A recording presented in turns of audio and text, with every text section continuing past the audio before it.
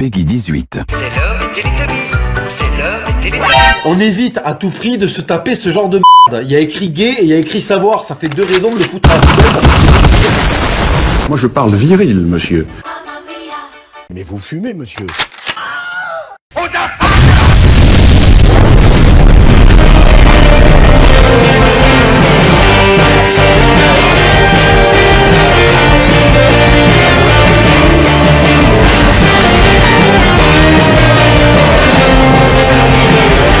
Salut la grande galberie, ce soir c'est une vidéo hautement confrontationnelle. Aujourd'hui la terre va trembler, le soleil va danser, Odin va pécho Vishnu. Eh stop! Arrête ton emphase là, le peuple veut du pain, ok? Ça va. PBG Galbé, aujourd'hui je vais convoquer la figure tutélaire de Friedrich Nietzsche, le plus grand, le fou philosophe en réalité. Mais Nietzsche, et c'est le sujet de ma vidéo, c'est ma théorie, a mal compris l'hindouisme, le bouddhisme, le yoga, l'ascétisme hindou des temps anciens là. Spirituel. Tout ça c'était pour lui, on le sait, le refus de la vie, la volonté de néant, le nihilisme, mais son grand combat à lui c'était contre tout ça, toutes ces choses. Mais moi j'ai analysé la chose, et donc je lisais un livre sur l'hindouisme, c'est celui-là, j'en ai lu beaucoup, mais dans celui-ci, il y avait une note en bas de page, et il y avait marqué un truc du genre, je sais plus la page, mais il y avait marqué toutes les pratiques de yoga, toutes ces choses-là sont des symptômes extrêmes et des accomplissements parfaits et caractérisés de la volonté de puissance. Et moi au début j'ai lu ça en bon élève nietzschéen que je suis comme une espèce de contradiction dans les termes. Mais suite à quoi j'ai eu une espèce d'illumination, on va dire, allez, méta-percepto-spiritualogique. Et la réalité c'est que toute la mythologie hindoue, toute la métaphysique des Upanishads et toutes les techniques de yoga initiales, donc pas les bonnes femmes en sarouel qui font de l'orientalisme pour se donner bonne conscience, bolos, voilà, les vrais trucs, ce sont des éléments de volonté de puissance. Et toute cette culture a créé des gars qui aujourd'hui encore en Inde, ils commencent leur grosse journée mystique par un massage crânien à 0,5 centimes par le brahmana du village. Ensuite ils se tapent avec un ou deux léopards en périphérie. L'après-midi ils font des combats illégaux de grosses gifles sautées pour mieux apprendre à communiquer avec leur épouse le soir. Et leur canon de beauté là-bas c'est ça. Ne t'inquiète pas, ça va bien se passer. Et en rentrant en scout le soir, ils débattent avec un éléphant sur la route parce que le mec il respecte pas les priorités mais l'éléphant n'est pas très diplomate, hélas.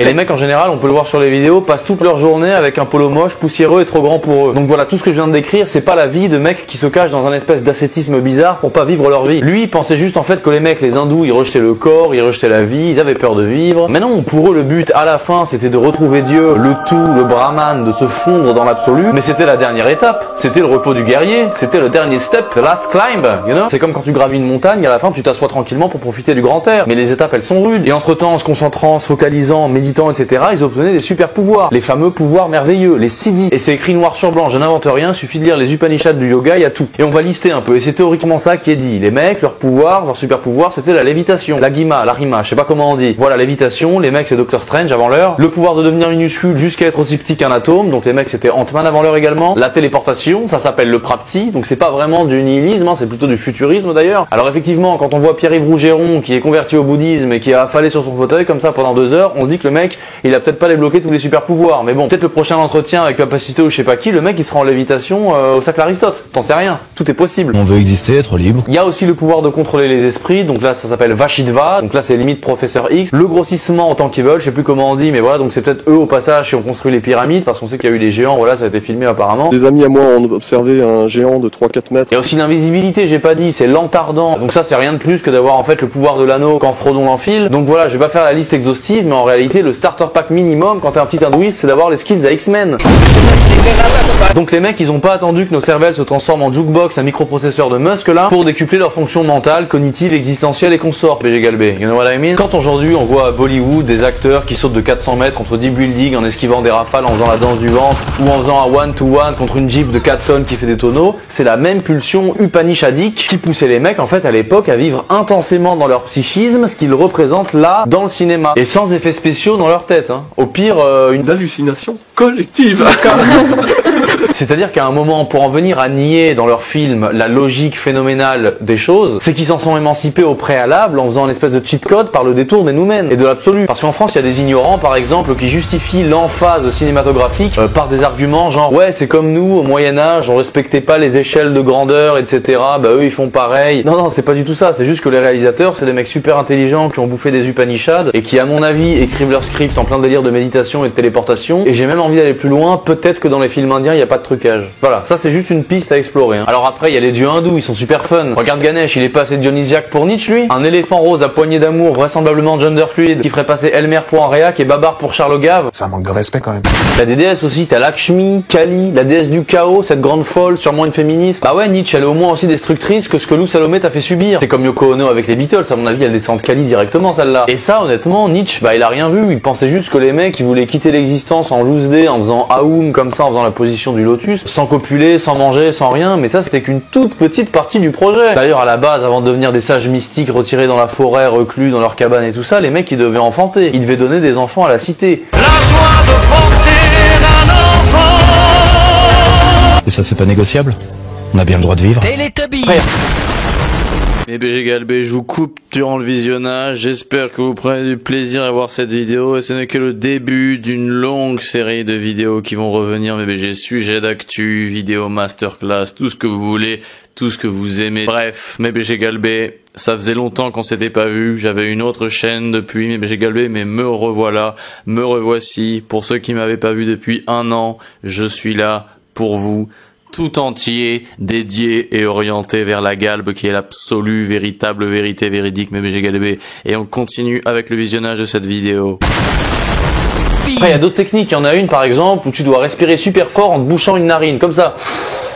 Ça te fait pas penser à quelque chose, toi, dans la culture contemporaine des traders à Wall Street, voilà, et ça c'est pas nihiliste en fait. Et pourquoi ils en sont arrivés à cette super culture, les hindous, avec cette grande métaphysique, cette grande mythologie, ces grandes sagesses, etc. Et c'est parce qu'à la base, les premiers constructeurs de cette civilisation, les Védas, c'était un peuple arien qui a déménagé. Il y a des débats là-dessus, mais en gros, on sait à peu près que le peuple qui est venu pour imposer cette culture et la construire, c'était un mix assez stylé entre des Perses super aventureux et des Germano-nordiques intrépides. Ils ont eu la bonne idée de migrer vers l'Est, parce que les mecs c'était juste des fous furieux. Et à l'époque, dans les sociétés pré-hindouistes, pré-védiques, il y avait peut-être 2-3 dieux à tête d'éléphant, mais les mecs ils sont arrivés. T'imagines Prince of Persia déguisé en militaire allemand avec un costume bien coupé, ils sont allés là-bas, ils ont dit ok les gars, votre société elle est un peu trop pacifique, on va rajouter des castes, de la hiérarchie, on va spéculer sur l'âme, la métaphysique, la conscience jusqu'à pas d'heure, on va faire un truc stylé et profond. Et ils l'ont fait. Et Nietzsche il a du sang en commun avec ces gens-là. Des contradictions nietzschéennes sur le bouddhisme, il y en a beaucoup. Par exemple, Nietzsche critiquait le nirvana, il le voyait comme une espèce de fake, safe space, un peu trop cocooning à son goût qui n'existe pas, c'est juste un espèce de fantasme. Donc il critique le nirvana, pour lui c'est du nihilisme et pourtant il adore la musique, alors que Nirvana c'est du rock.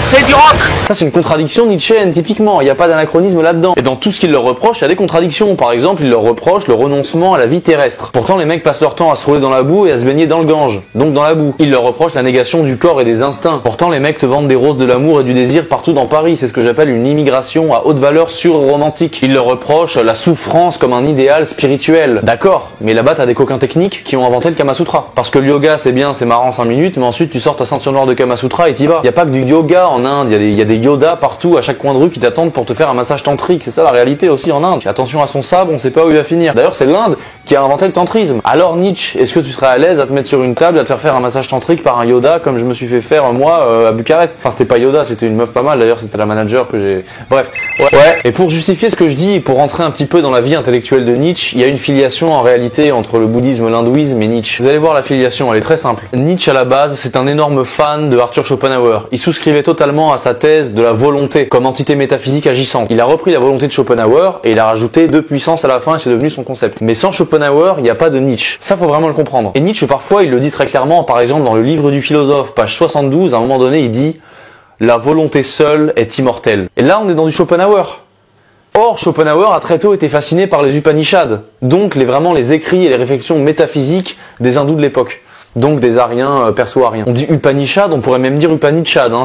Pour moi c'est des Tchad. D'ailleurs j'ai exactement cette manière de procéder intellectuellement, mentalement, je suis psychosensualiste. Écoutez bien ce que je veux dire parce que ça va être la réplique la plus intellectuelle. La volonté métaphysique de Schopenhauer est en réalité la même substance que l'Atman, l'en-soi, qui est en réalité encore la conscience, qui, en tant que miroir venant se jumeler au néant, produit l'être et l'énergie de la matière sur laquelle elle vient se refléter, se réfléchir en tant qu'intentionnalité, ce qui donne in fine ce qu'on appelle notre conscience. Bon, ça je déploierai tous mes arguments dans des vidéos ultérieures et plus sérieuses, mais voilà, on a l'hindouisme, on a Schopenhauer et on a Nietzsche. Et la filiation, elle est toute trouvée, hein. Il y a une filiation parfaite. Puis si on veut s'en tenir à sa biographie, à Nietzsche en 1889, c'est devenu le plus ascète des ascètes. Il est resté pendant 10 ans dans un état parfaitement comparable aux plus grands ascètes hindous, dans un état de paix, d'ataraxie imperturbable, avant de rendre l'âme. On sait pas à qui l'a rendu d'ailleurs parce qu'il a dit que Dieu était mort. Donc le mec a quitté la vie, il a quitté Dieu, on sait toujours pas où il est Nietzsche en réalité. Apparemment à la NASA, il y a des Allemands du Petit Reich émigrés après la guerre là, qui ont été repêchés, qui sont encore en train de le chercher à travers des télescopes super pertinents. Et quelque part, Nietzsche c'est aussi qu'il est pas arrivé à la bonne époque. Nietzsche il cherchait le surhomme l'Ubermensch à l'époque, et 200 ans après, t'as The Great Kelly, un Indien qui arrive à la WWE. C'est dommage, peut-être qu'il aurait trouvé. C'est aussi ça le problème radical de la philosophie, c'est que les mecs qui cherchent des trucs, ils arrivent trop tôt ou trop tard, etc. C'est comme Diogène le cynique, il cherchait un homme.